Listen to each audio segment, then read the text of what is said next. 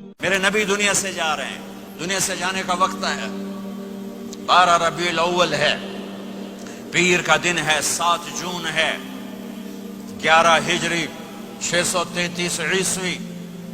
جبریل نے آ کے صبح صبح اپنے ساری بیگمات کو بلایا، رخصت فرمایا ملاقات کی، بیٹے کو بلایا، کان میں کہا میں جا رہا ہوں۔ وہ رونے لگی، رو نہیں، سب سے پہلے تیری میری ملاقات ہوگی۔ 6 ماہ بعد بیٹی بھی پہنچ گئی باپ کے پاس۔ پھر داماد کو بلایا، ان کو ان کا سر اپنی گود میں رکھا، کمر پہ ہاتھ پھیرا، دعا دی، رخصت فرمایا۔ آخر میں اپنی آنکھوں کی ٹھنڈک کو بلایا، کون؟ حسن اور حسین، کہ میری آنکھوں کی ٹھنڈک حسن اور حسین، میرے جنت کے پھول حسن اور حسین۔ یوں لیا، حسن کو یہاں سے لیتے تھے، حسین کو یہاں، حسن کو ادھر اٹھاتے تھے، حسین کو ادھر اٹھاتے تھے۔ حسن سر سے لے کر کمر تک پورے اپنے نانا کے مشابہ تھے، کمر سے پاؤں تک اپنے باپ کے مشابہ تھے۔ حسین اس کا الٹ تھے، سر سے لے کر کمر تک اپنے باپ کے مشابہ تھے، کمر سے لے کر پاؤں تک اپنے نانا کے مشابہ تھے۔ اس مشابہت کی وجہ سے آپ کہا کرتے تھے حسن میرا بیٹا ہے، حسین علی کا بیٹا ہے۔ آخر میں ان کو بلا کر یوں لیا، اور ساتھی آنسو ٹپ ٹپ ٹپ ٹپ ٹپ ٹپ۔ بیویوں کو جدا کیا، آنسو نہیں، بیٹی کو جدا کیا، آنسو نہیں، داماد کو جدا کیا، آنسو نہیں، جب بچوں کو جدا کرنے لگے تو یوں آنسو۔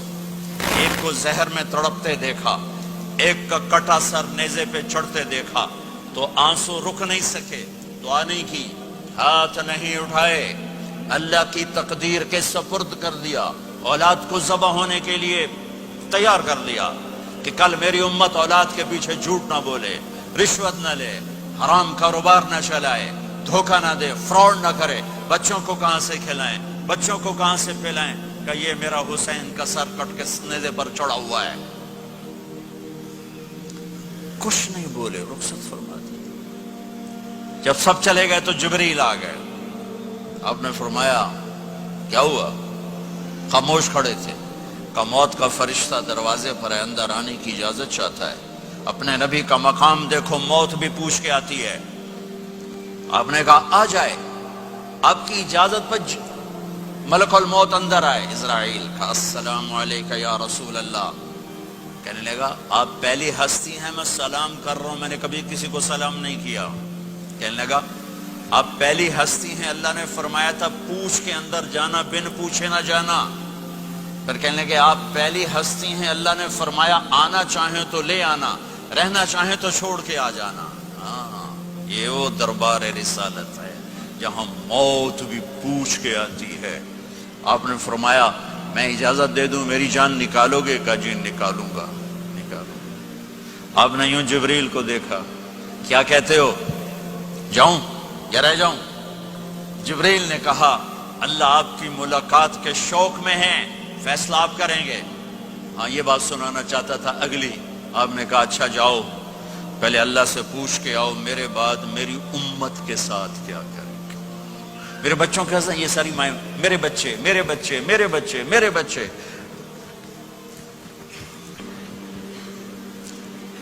میرے نبی کو تو پتا تھا کہ یہ تڑپ تڑپ کے ایک زہر میں جائے گا اور ایک کا سر کٹ کے نیزے پہ چڑھے گا، کیوں نہیں ان کے لیے ہاتھ اٹھائے؟ ہمارے لیے کیوں روئے کہ جاؤ اللہ سے پوچھ کے آؤ میرے بعد میری امت کے ساتھ کیا کرے گا، میں پھر جواب دوں گا۔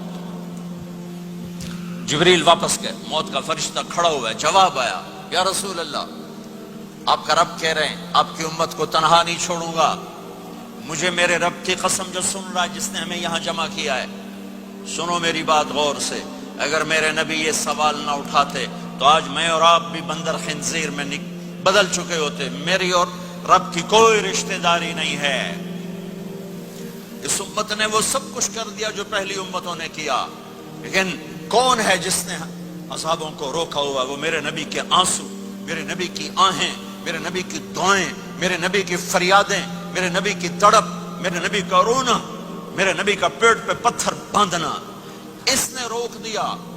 کوئی نبی جاتے ہوئے امت کے لیے نہیں رویا، واحد نبی ہیں جو جاتے ہوئے امت کے لیے روئے، میری امت میری امت میری امت۔ کوئی رابعہ بصری بعد میں آئیں گی، کوئی جنید بغدادی بعد میں آئیں گے، باقی बगावत, और फिर वो रोएं, और फिर वो तड़पें, और फिर वो दुआएं करें, फिर वो कहें या अल्लाह मेरी उम्मत, मेरी उम्मत, मेरी उम्मत। हाय हाय।